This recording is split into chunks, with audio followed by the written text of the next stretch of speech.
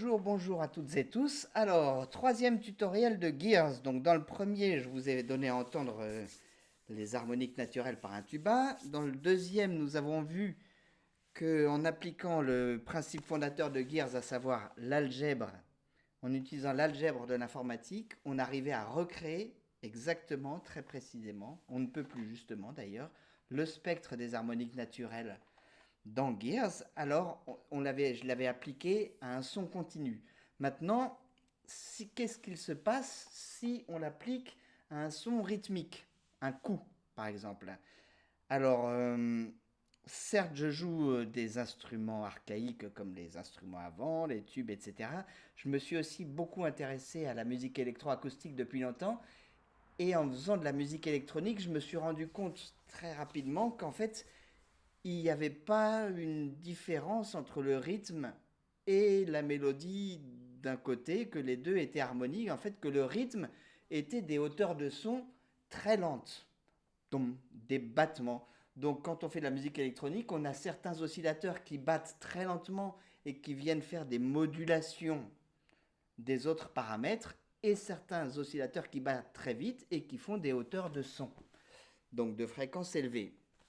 Alors, cette fois-ci, donc dans le premier exemple, on s'est attaché à un son continu d'une fréquence élevée, d'un sifflement même si mis dans le grave. Dans ce troisième tutoriel, on va s'intéresser à un son rythmique. Donc ça va nous permettre de nous familiariser en même temps avec un petit peu l'interface de Gears.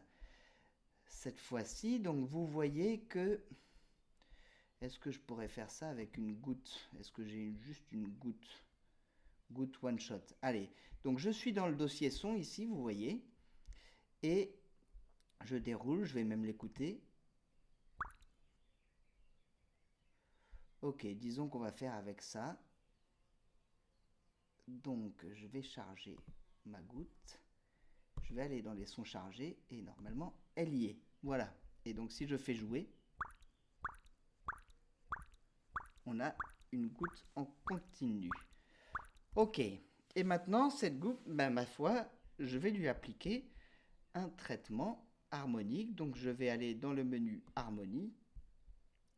Dans ce menu-là, vous voyez que si je glisse, je vois apparaître des poignées sur le bord de la roue qui me permettent de changer sa taille. Attention, si je change sa taille, ça change aussi la hauteur du son, puisque on est comme dans un sampler ou comme un vinyle qui tourne plus lentement, donc ça met plus de temps à faire le tour, une bande qui passe plus lentement, donc la hauteur du son est modifiée. Donc je vais garder cette goutte maintenant à cette hauteur-là, et je vais retourner dans mon mode harmonie, et si je clique sur la roue en harmonie, ça me fait une copie. Ensuite, je vais cliquer, glisser pour étirer le lien harmonique entre les deux roues, et hop, sur la droite, vous voyez qu'apparaît une petite boîte de dialogue qui me permet de déterminer la fraction harmonique que je veux appliquer à cette nouvelle roue. Donc j'ai décidé d'en faire une roue de la taille de la moitié.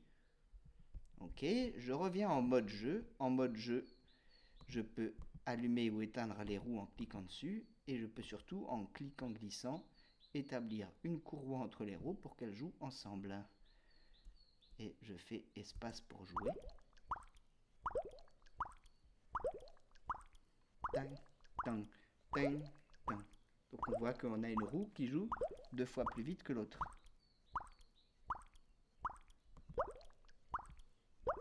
Clac. Donc il nous joue, si le rythme principal a été des noirs, qui nous joue des croches. Ok.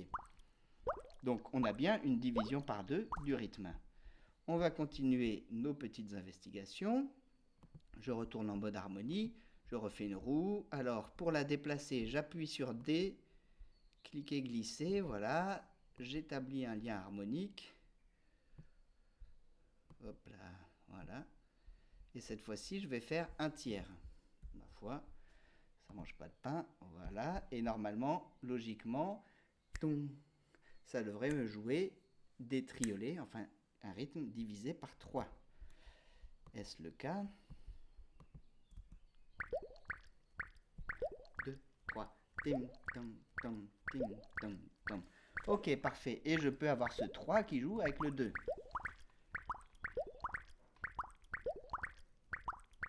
Donc là, j'ai ce qu'on appelle en musique un 3 pour 2, puisque j'ai une roue qui joue à 1, une roue qui joue divisée par 2, et une roue qui joue divisée par 3. Voilà, et si maintenant, je continue mes investigations avec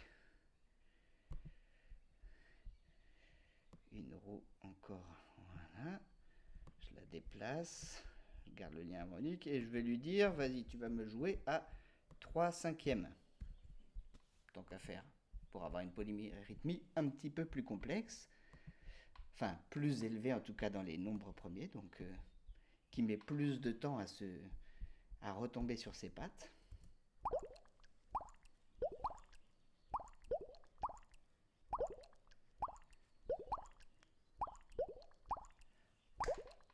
Début du cycle, redébut du cycle. Plam, pom, pam.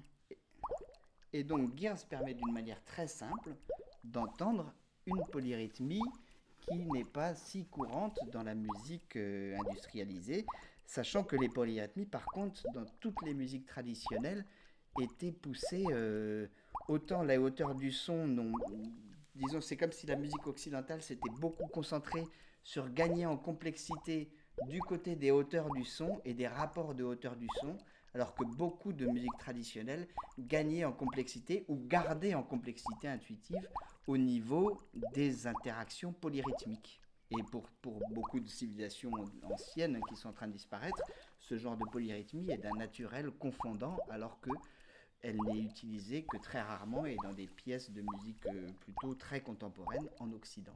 Voilà. Et après, je peux rajouter mes autres roues pour avoir tout un mobile.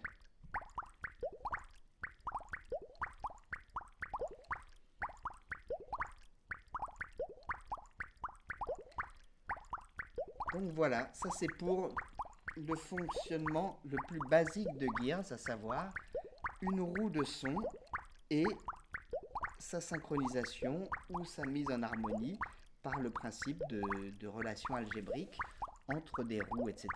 Là, on a vu que c'était que avec des roues de même famille, mais bien sûr, il est tout à fait possible de produire le même résultat avec des sons différents.